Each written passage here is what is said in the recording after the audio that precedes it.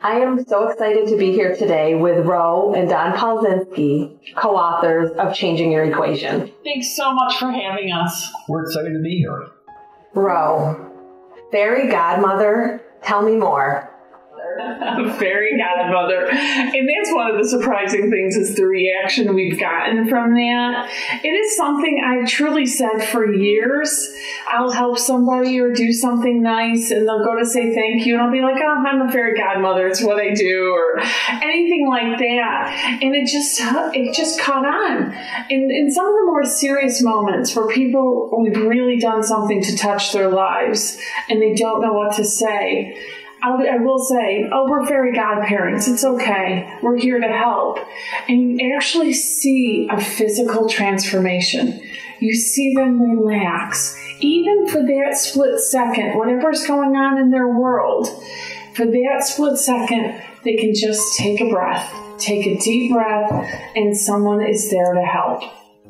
And I talk about this in some of my trainings as well. What happens when people ask for help? If someone asks you for help, the first response is usually, oh yeah, what do you need?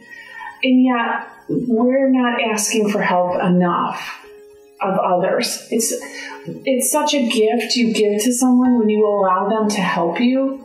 So in our role as fairy godparents, we're the ones who are blessed. We're the ones who end up with tears in our eyes and chills up and down our arms because it's as much of a magical moment for us as it is for whoever's on the receiving end. For me, for most of my life, I'd offer help and the first word out of everybody says is, no, you don't need to do that. No, thank you.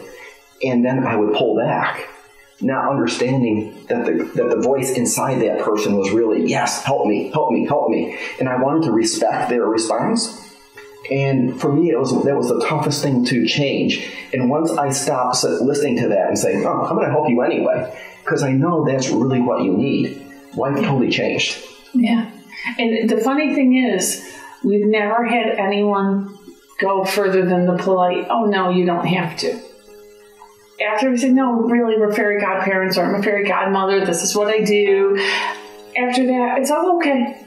It's that one phrase, whether it takes you back to your childhood or whatever it is, it just magically turns that moment.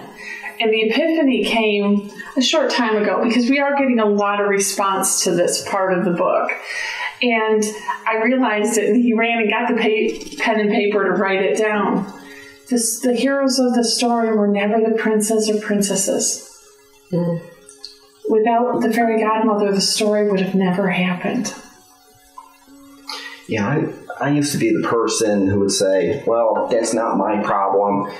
Their family, they have friends. There's lots of other people in the world who can help them. I don't need to. And now I look at the situations and I say, why not me? I can do it. Why shouldn't I? And I coined a phrase that says, it's not my problem. It's my opportunity. And once I adopted that philosophy, totally changed the way I look at life. And the famous, you hear all the time, the problem is, the problem is, the problem is. And the great thing was, Don started saying, well, what's the solution? What's the solution? Don't tell me what the problem is. What's the solution? And that's great personal leadership. That's great business leadership. It's just being a great human being. Why can't we be the solution to so many issues? When we see a problem, why can't we own up to it and say, yeah, I can be part of that solution, and I should be. And we can be a fairy godmother, and it's just fun. It is just plain fun. I will say that some of the most priceless moments in our life have been some of the fairy godmother moments. Yeah, in our marriage. I mean, it's just when we put ourselves aside for others, it is truly magical.